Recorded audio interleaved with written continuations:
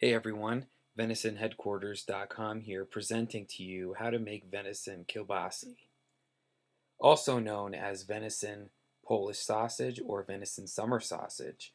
Kielbasa is a food that can be enjoyed by anyone, and its origins actually date back to 589 BC.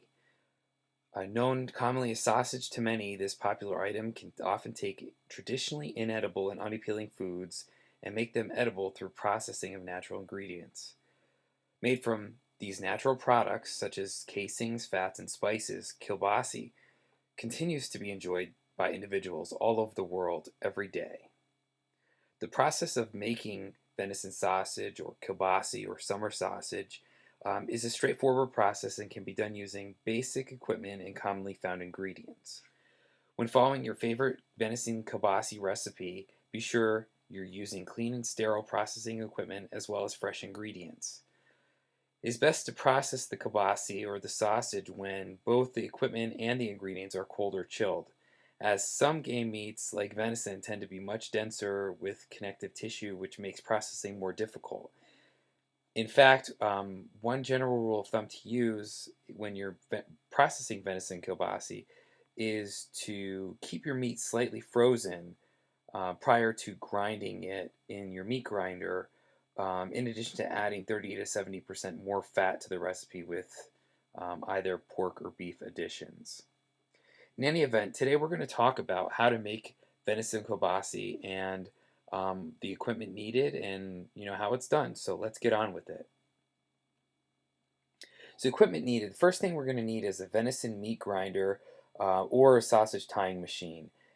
The second thing we're going to need is your favorite venison recipe or venison cookbook. And the third thing you're going to need are the venison marinades, the venison seasonings, and the different types of meats that you're going to combine in with the venison. So you'll need your venison meat in addition to your pork or your beef, depending on the fat content and what is available at the time to you. Again, we're going to need venison meat. We'll need the venison marinade, seasoning, spices, and your mix-ins such as pork or beef, as well as the casings. So the first step we want to do is to season and spice your deer meat. And this is where you can get creative with your recipes and your spices and marinades. So just experiment with different spices and marinades, different recipes, making sure you let your meat marinate in liquid marinades for several days. To prevent spoiling, make sure that you're always refrigerating your marinades, your meats in your marinades, to prevent spoiling. And when using dry mixes, let them baste in the meat overnight in the fridge. In addition, prior to starting to grind your meat, please make sure that you slightly freeze it. It is going to help you tremendously in the grinding process.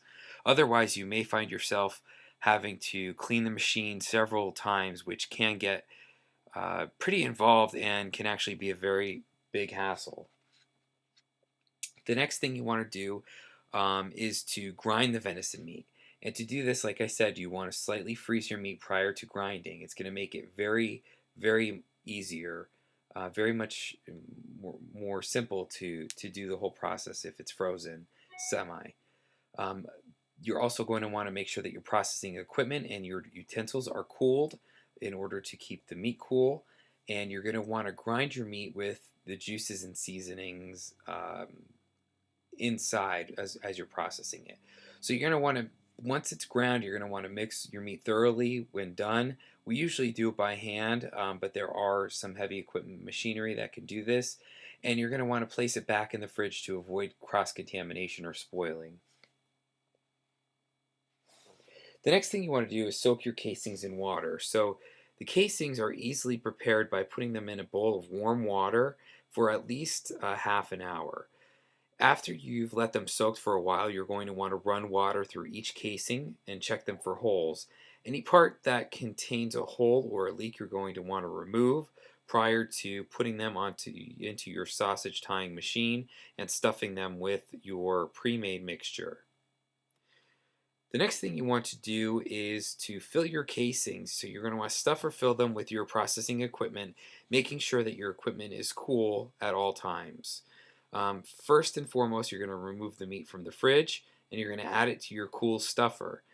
If it's a hand crank that you're using, you're going to want to crank slowly, filling the casing to your desired length. And then once you're finished, you're going to want to tie both ends of the casing and begin your next link.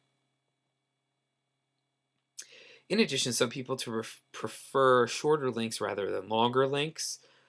So in order to do that, you're going to want to pinch your casings about every 6 inches from the end of the filling in order to maintain that shorter length kielbasa, summer sausage, or Polish sausage. You're going to want to twist your links closest to you several times and continue that every 6 inches to your desired link. So you're going to want to make sure that you alternate the way you twist in order to make sure that your links don't unravel at the end of the process. And to prevent any bursting from happening, place several small needles, holes in each completed link. This is going to prevent catching your kielbasa on fire or prevent it from bursting when you're cooking it on the grill or other methods. Next thing you're going to want to do is store your venison kielbasa, summer sausage, or Polish sausage once you're finished. In order to do that, you want to hang the links over a pan for several hours, making sure that you carefully wrap each of the strands in butcher paper after this has been done for proper storage techniques. You can also use Ziploc bags instead of butcher's paper. We prefer using Ziploc bags, but some people prefer butcher's paper over the plastic bags. In addition, once everything's packaged, you can place them in the freezer for 24 hours prior to cooking. And what that's going to do is it's actually going to make sure that your meat, that any venison parasites, bacteria are killed so that you don't compromise your health or well-being. And if you're not going to enjoy it immediately, keep it in your freezer and pull it out for a later date to be enjoyed. And that pretty much wraps it up for making venison kielbasa, summer sausage, or Polish sausage. The final thing you want to do is just make sure that you enjoy your meat and stay safe in your processing, making sure that your surfaces are clean, your utensils are clean when cooking, when preparing, and getting your meat ready to be ground and put into your links. For other cooking tips and information, visit Venison headquarters online at VenisonHQ.com. I'm Darren, and I thank you very much for visiting. Take care.